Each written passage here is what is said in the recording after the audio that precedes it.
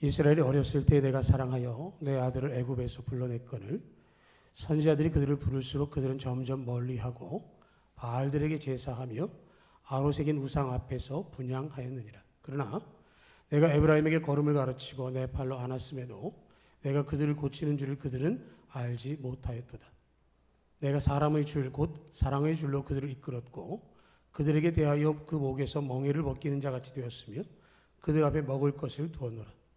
그들은 애굽 땅으로 되돌아가지 못하겠거늘 내게 돌아오기를 싫어하니 아수르 사람이 그 임금이 될 것이라. 칼이 그들의 성읍들을 치며 빗장을 깨뜨려 없이 하리니 이는 그들의 계책으로 말미암음이니라. 내 백성이 끝끝내 내게서 물러가나니 비록 그들을 불러 위에 계신 이에게로 돌아오라 할지라도 일어나는 자가 하나도 없도다. 에브라임이여 내가 어찌 너를 놓겠느냐. 이스라엘이여 내가 어찌 너를 버리겠느냐. 내가 어찌 너를 아드마같이 놓겠느냐. 어찌 너를 스보임같이 두겠느냐. 내 마음이 내 속에서 돌이켜 나의 긍휼이 온전히 불붙듯 하도다. 내가 나의 맹렬한 진노를 나타내지 아니하며 내가 다시는 에브라임을 멸하지 아니하리니 이는 내가 하나님이요 사람이 아님이라. 네 가운데 있는 거룩함이니 진노함으로 내게 임하지 아니하리라. 그들은 사자처럼 소리를 내시는 여호와를 따를 것이라. 여호와께 소리를 내시면 자손들이 서쪽에서부터 떨며 오되 그들은 애굽에서부터 새같이 아수르에서부터 비둘기같이 떨며 오리니 내가 그들을 그들의 집에 머물게 하리라. 나 여호와의 말이니라. 아멘. 2023년 364일이 지나고 11시간 지났습니다. 이제 13시간 지나면 2024년이고요. 여러분들이 한 살 더 먹게 됩니다. 축하합니다. 참 빠르죠. 시간이 빠릅니다. 시간이 빠른 거 생각하면 그런 생각이 드는데 고린도서 15장에 보면 사도 바울이 이렇게 얘기했습니다. 만일 그리스도 안에서 우리가 바라는 것이 다만 이 세상의 삶뿐이면 모든 사람 가운데 우리가 더욱 불쌍한 자이리라. 우리의 인생이 빨리 지나가고 흔적도 없이 사라져가지만 역으로 생각하면 하나님께서 약속하신 거룩한 하나님의 나라로 부르신 시간이 가까워진다라고 생각해 보면 기쁨과 소망이 우리 가운데 주어지는 것입니다. 우리가 한 해 동안 열심히 살았습니다. 나름 최선을 다했습니다. 여러분들을 향한 위로와 은혜가 주님으로부터 임하시기를 축복합니다. 주님의 위로와 평안을 받으시기 바랍니다. 해마다 연말이 되면 교수신문이라고 하는 신문에서 올해의 사자성어를 발표합니다. 2023년도 교수신문에서 발표한 올해의 사자성어는 견비망의라는 사자성어입니다. 의로움은 잊어버리고 오로지 이익만 챙긴다. 정치하는 사람들, 고위공직자, 경제인들 가운데서 보면 개인의 이익을 핑계로 의를 잊어버리고 사리사욕에 빠진 모습이 많다. 그게 그 사람들뿐만 아니라 사회의 분위기상으로 너무 만연되어 있다라는 얘기를 하고 있습니다.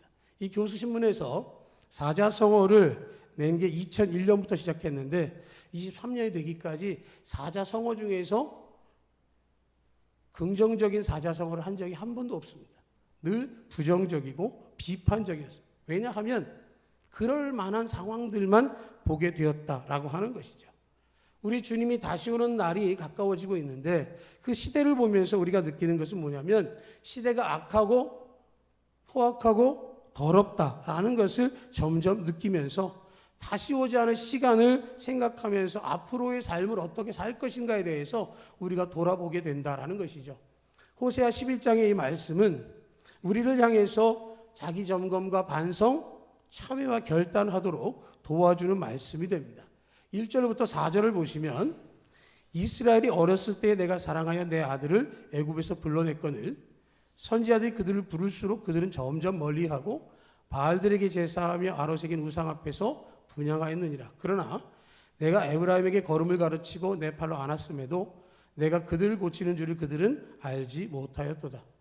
내가 사람의 줄 곧 사랑의 줄로 그들을 이끌었고 그들에게 대하여 그 목에서 멍에를 벗기는 자같이 되었으며 그들 앞에 먹을 것을 두었다. 이렇게 말씀을 합니다. 이스라엘 백성들이 어렸을 때에 내가 사랑하여 내 아들을 애굽에서 불러냈다. 이스라엘 백성들의 역사 속에서는 출애굽이라고 하는 것을 굉장히 의미를 부여합니다. 이거 다른 말로 하면 죄 가운데서 죽을 수밖에 없는 존재들을 구원하셨다라고 하는 것과 같은 말씀이 되는 것이죠. 끊임없이 우리를 위하여 말씀하시고 기회를 주고 계십니다. 끊임없이 우리를 돌보시고 우리를 보호하기를 원하고 계십니다. 그럼에도 불구하고 지겹도록 완고한 마음을 가지고 불순종하는 이스라엘 백성들을 향해서 최후의 통첩을 하는 것 같은 그런 말씀을 하고 있는 것이죠. 여러분, 사사기의 구조를 잘 압니다. 사사가 다스릴 때에 순종하고 평안으로 살다가 사사가 죽으면 하나님을 배신하고 불순종하게 돼서 하나님이 진노를 사서 징계를 받으면 회개하고 부르짖고 다시 사사를 보내주시면 그들이 평안으로 회복되는 이러한 구조를 가지고 있습니다. 이런 사이클은 어떻게 보면 우리의 신앙생활과 인생 가운데 많은 모습과 유사합니다. 그 주님 앞에서 순종하고 평안하는 시간이 길어지면 길어질수록 그 사이클이 더욱더 짧아질 수 있는데, 그렇게 하지 않고 그 시기를 벗어나서 더욱더 주님의 음성을 듣지 않는 모습이 오늘 호세아 11장에 나와 있는 이스라엘 백성들의 모습과 같다라고 하는 것이죠. 배신과 회개의 사이클에서 벗어나서 배신하고 또 배신하는 모습이 반복되어지는 것이죠. 이 모습은 사람들 사이에도 그렇게 하면 인간관계가 아마 끊어질 겁니다. 그런데 하나님을 상대로 그렇게 하고 있는 거예요. 1절과 2절에 보면 애굽에서 불러내셨습니다. 그런데 2절을 보니까 선지자들이 그들이 부를수록 점점 멀리하고 바알들에게 제사하고 우상 앞에서 분향하더라 라고 하는 것이죠. 하나님은 선지자들을 통해서 지속적으로 돌아올 수 있도록 돌아오기를 권하셨습니다. 그럼에도 불구하고 하나님의 말씀을 듣지 않고 배신하는 모습을 반복적으로 보여왔습니다. 바알과 우상에게 절했습니다. 우상을 섬긴다라고 하는 것은 우상 앞에 제물을 드렸다라는 것을 넘어서서 우상을 섬기는 사람들이 추구하는 가치, 술 취하고 방탕하고 음란하고 거짓말하고 헐뜯고 다투고 빼앗고 죽이는 일, 온갖 악한 행위들에 푹 젖어 있다라고 하는 것이죠. 하나님께서 보시기에 이스라엘 백성들은 가증하고 추악한 뿐이었습니다. 하나님은 그들에게 더 이상의 긍휼과 자비를 베푸시기가 어려워졌습니다. 진노의 철장을 내리시게 되시는 것이죠. 그럼에도 불구하고 3절과 4절을 보면 그러나 내가 에브라임에게 걸음을 가르치고 내 팔로 안았음에도 내가 그들을 고치는 줄을 그들은 알지 못하였도다. 내가 사람의 줄고 사랑의 줄로 그들을 이끌었고 그들에게 내가 그 목에서 멍에를 벗기는 자같이 되었으며 그들 앞에 먹을 것을 두었다. 아이가 태어나면 그 아이가 성인이 되기까지 진자리 마른 자리 갈아누이고 그 아이가 성숙하기까지 양육의 모든 최선을 다하는 부모님의 모습이 담겨져 있습니다. 자식을 뒷바라지해주고 자식이 잘 되기를 한다면 내가 어떤 고상을 하도 아무 문제가 없다. 내 아이를 위해서라면 어떤 선택도 할 수 있다라고 하는 것이 부모님의 마음인데 아이들이 언제서부터 변하죠? 사춘기가 되면 어떡합니까? 대화를 하지 않습니다. 문 닫고 자기 방에 들어가면 밥 먹을 때 외에는 보기가 어렵습니다. 뭐라고 말하려고 하면 뭐라고 얘기를 하죠? 알아서 할 테니까 얘기하지 마세요. 내가 한두 살 먹은 애인 줄 아세요? 내 방식대로 살 테니까 그냥 놔두세요. 여러분, 아이들이 전화를 많이 합니까? 부모님이 전화를 많이 합니까? 예외도 있겠지만 대부분은 부모님들이 전화를 많이 합니다. 아이들은 언제 전화 많이 합니까? 기체의량 망각 없이 안부 전화합니까? 안부 전화하다가 꼭 뒤에 붙죠. 근데 말이에요, 이거 들어오면 이제 뭔지 불안하죠. 우리 하나님은 우리를 향해서 모든 것을 다 해주기를 원하셨습니다. 걸음을 가르치고 팔로 안아주셨고 그들이 잘못될까봐 고치는 일을 반복적으로 하셨습니다. 그들을 향해서 사랑의 줄로 매어서 그들의 멍에를 벗기고 그들 앞에 먹을 것을 주었습니다. 그들의 필요를 채우고 그들을 보호하고 이끌어가기를 원하셨지만 그럼에도 불구하고 이스라엘 백성들은 매일같이 배신하고 또 배신했습니다. 언젠가 철들겠지. 언젠간 돌아오겠지, 언젠간 내 속마음을 알겠지 라고 하고 다가가지만 결과는 배신이었다라고 하는 것이죠. 우리가 지난 2023년 지나간 시간을 생각해 보면서 이 말씀에 우리를 비춰보는 겁니다. 하나님이 나를 향해서 계획하셨고 이끌어가길 원하셨던 하나님의 뜻이 분명히 있었습니다. 하나님 음성은 반복적으로 들려왔습니다.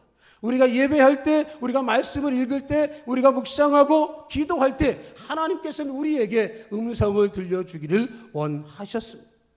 때로는 경고하시고 때로는 격려하시고 때로는 세워주셨습니다. 그 말씀 앞에 우리가 귀담아 듣고 얼마나 순종했느냐라는 것이죠.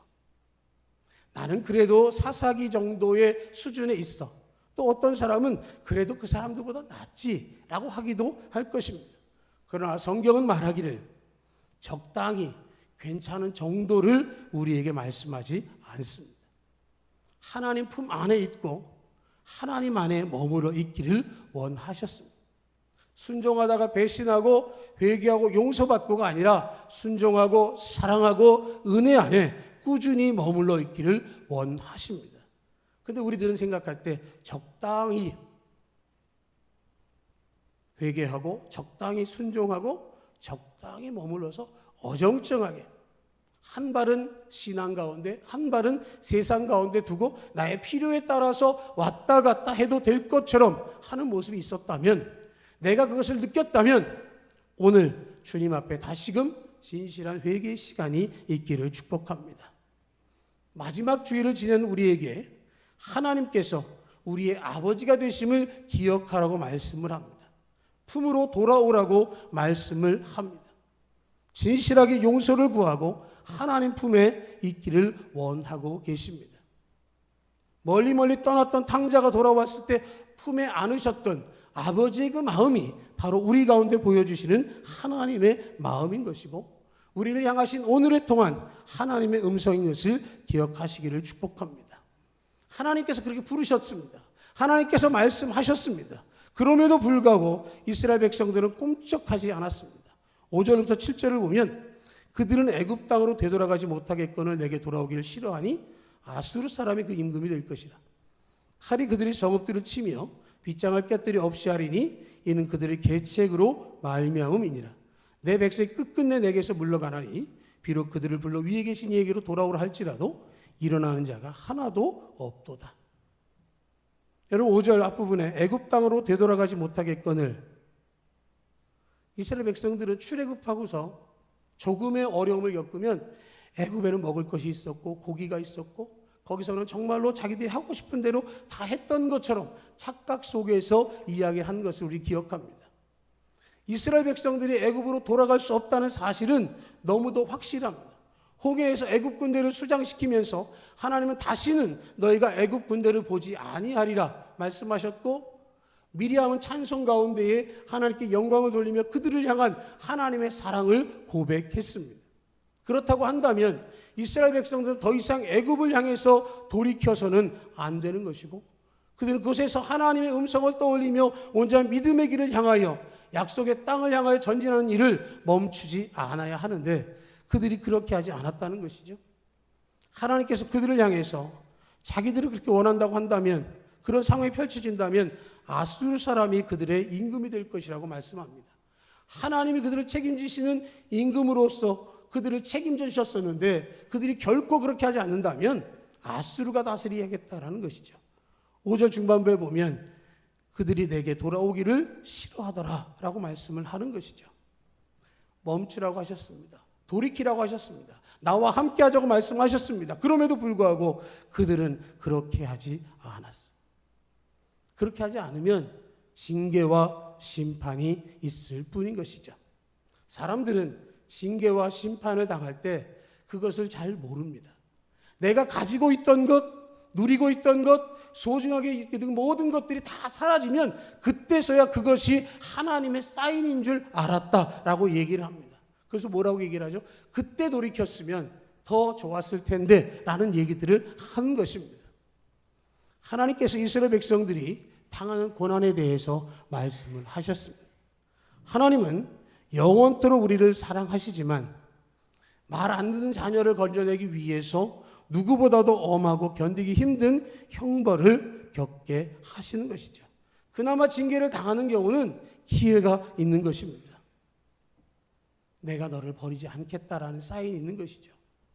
그런데 하나님 누구를 버리시려고 작정하고 포기하셨다면 뭘 하든지 불순종하든지 거짓을 보이든지 간에 무관심하신 것이죠. 무관심하다라는 말씀은 더 이상 희망이 없다는 이야기를 하고 있는 것입니다. 이스라엘 백성들 향해서 호세 선지자와 함께 하나님께서는 최후의 경고장을 날리셨습니다. 그런데 6절에 보면 그들이 계책을 세우고 있다라고 얘기를 합니다. 그 지경에 이르렀어도 하나님의 심판이 다가옴에도 불구하고 그들은 애굽의 도움을 청하면 아수르의 위협으로부터 이길 거라고 생각을 했습니다. 그런데 결과적으로는 애굽도 그들을 공략했고 아수르도 이스라엘을 공략하고 다스리게 되어졌고 결과적으로는 북왕국 이스라엘이 망하게 되어졌습니다. 7절을 보면 내 백성이 끝끝내 내게서 물러가나니 비록 그들을 불러 위에 계신 이로 돌아오라 할지라도 일어나는 자가 하나도 없도다. 끝끝내 한 사람도 돌아오라는 말에 귀를 기울인 사람이 없더라라는 말씀을 하고 있는 것이죠. 이 정도가 되면 회복의 가능성은 없습니다. 개인도 그렇고 기업도 그렇고 감당할 만한 힘이 없으면 결국은 망하게 되는 것처럼 하나님의 말씀 듣기를 싫어하고 불순종하고 하나님을 망령되이 부르고 회개하기를 거부한다고 한다면 그것은 하나님의 심판 앞에 어쩔 수 없는 것이죠. 어느 목사님이 회개에 대해서 이렇게 설명했습니다. 사람들은 회개하라라고 말씀을 하면 개선하라고 하는 것처럼 생각한다라고 얘기를 합니다. 개선한다는 이야기는 뭐냐면 고쳐서 쓰는 거지만 하나님이 원하시는 회개의 결과는 개선이 아니라 교체하는 것이라는 거죠. 소프트웨어는 그대로 있는데 하드웨어만 새 것으로 바꾸면 무슨 소용이 있느냐는 거예요. 겉에 틀만 자꾸 바꾼다고 해서 안에 있는 그대로가 바뀌지 않는다고 하면 그것은 아무 의미가 없다는 것이죠. 이스라엘 백성들에게 주는 말씀이 바로 거기에 있는 것이죠. 최후의 경고장을 통해서 돌이키라고 말씀하고 있고 선택을 바르게 할 것에 대해서 말씀하고 있는데 그들은 겉으로만 껍데기만 새로 포장하려고 했다라고 하는 것이죠. 그런 눈속임과 거짓 술수, 그들의 계책, 잠깐 넘어가는 잔꾀로는 해결될 수 없다는 말씀을 하고 있는 것이죠. 우리가 2023년을 살았지만 이 살아가는 동안 하나님께서 수없는 말씀으로 우리에게 들려주셨습니다. 우리를 향해서 돌아오라, 바른 선택을 하라고, 때로는 그 말씀을 들을 때 말씀이 내 마음을 감동시켜서 돌이키고 또 돌아오고자 하는 그런 것도 있었지만 선택하지 못하고 결정하지 못하고 바른 길로 다시금 회복하지 못했던 때를 생각해 보면 너무도 안타까운 것이죠. 한두 번 그 일을 겪다가 반복하다 보면 쉬워지고 두려움도 없어지고 이 정도는 괜찮아. 하나님이 괜찮다는 말씀하신 적이 없는데 내가 결정할 때가 있는 것이죠. 일어나는 자가 하나도 없도다라는 하나님 말씀은 이스라엘 백성들을 향한 정말로 안타까운 선언이고 고백인 것이죠. 한 사람이라도 돌이킨다면 하나님의 나라가 달라질 것인데 하나님 원하신 믿음의 역사가 일어날 것인데 그 일이 이루어지지 않았다라고 하는 것을 이야기하고 있는 것이죠. 우리는 때로는 듣기 싫은 말도 들어야 됩니다. 그 듣기 싫은 말이 사람의 말이 아니라 하나님께서 들려주시는 말씀이라고 한다면 반드시 들어야 하는 것이고 하루하루 걸러내서 우리가 하나님께로 돌이키는 온전한 회개와 순종의 삶을 살 수 있어야 하는 것이죠. 오늘 하루 동안 지난 시간들을 깊이 생각하시면서 진심으로 전심으로 하나님께 돌이키는 그런 시간을 갖기를 축복합니다. 주님의 음성 앞에 내게 주신 은혜, 성령께서 주신 평안과 소망 주심을 의지하고 순종의 길을 걷기를 축복합니다. 그러면 하나님께서 우리에게 이렇게 경고하시고 너희에게 심판이 임한다로 끝내실 것인가 라는 것이죠. 하나님께서 우리에게 책망하시는 것으로 끝나시지 않으셨다는 것을 오늘 말씀이 이야기합니다. 8절로 11절 우리 같이 읽겠습니다. 에브라임이여 내가 어찌 너를 놓겠느냐, 이스라엘이여 내가 어찌 너를 버리겠느냐? 내가 어찌 너를 아드마같이 놓겠느냐? 어찌 너를 스보임같이 두겠느냐? 내 마음이 내 속에서 돌이켜 나의 긍휼이 온전히 불붙듯 하도다. 내가 나의 맹렬한 진노를 나타내지 아니하며 내가 다시는 에브라임을 멸하지 아니하리니 이는 내가 하나님이요 사람이 아님이라. 내 가운데 있는 거룩하니니 진노함으로 내게 임하지 아니하리라. 그들은 사자처럼 소리를 내시는 여호와를 따를 것이라.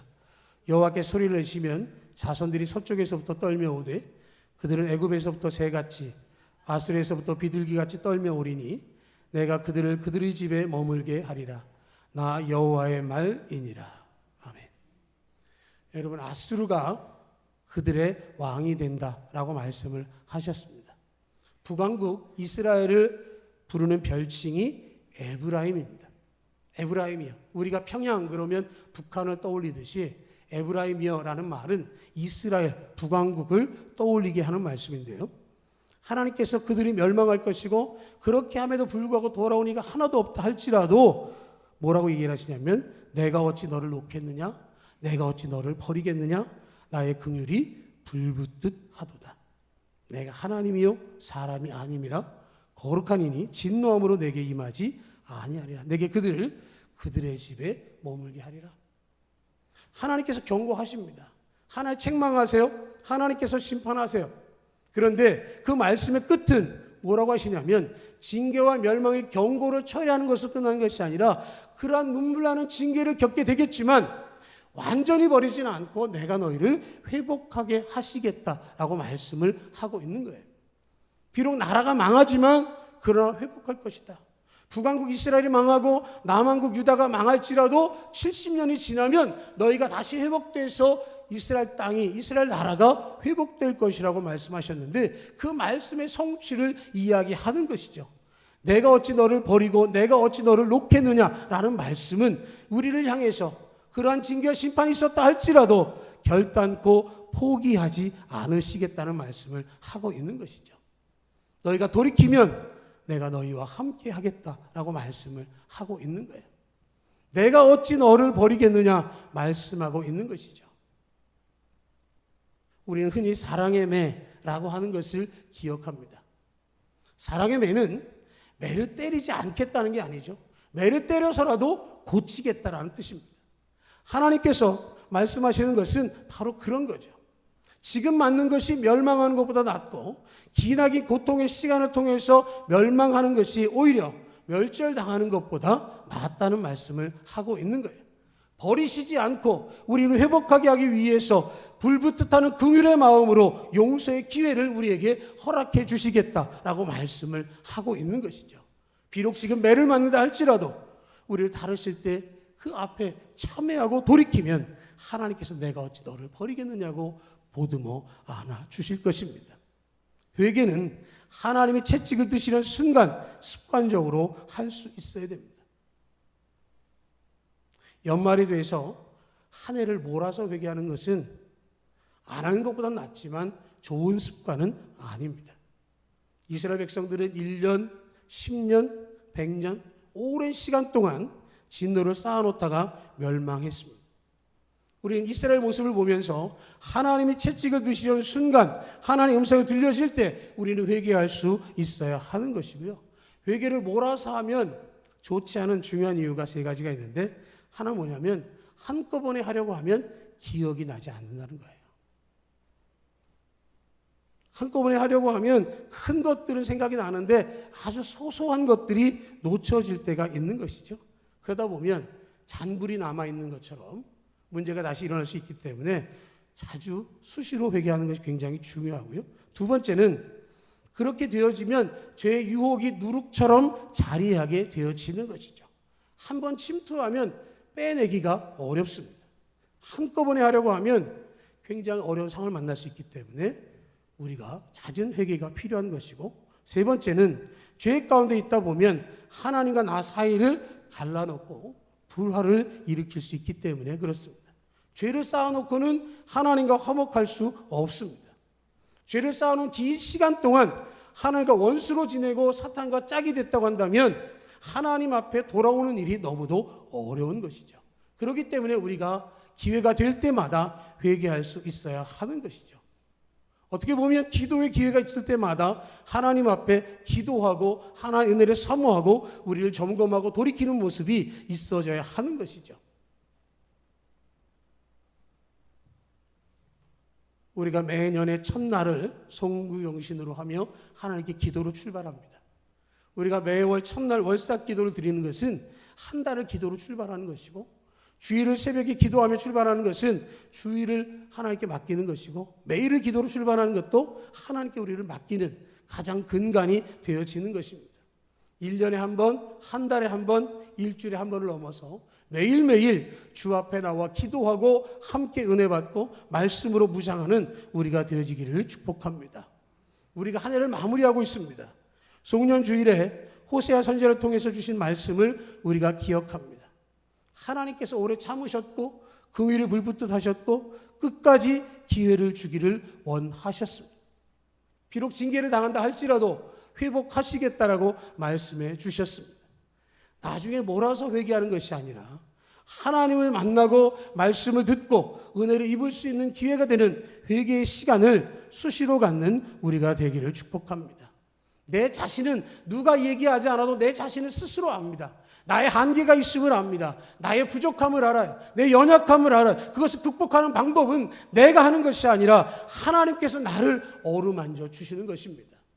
하나님께서 우리 안에 부어주신 성령께서 말할 수 없는 탄식으로 우리를 위하여 하나님 앞에 기도하는 것은 우리의 연약함을 알기 때문인 것이고, 우리가 하나님의 뜻대로 하지 못하는 것을 알기 때문에 회개하게 하시는 것이고 책임져 주시는 것입니다.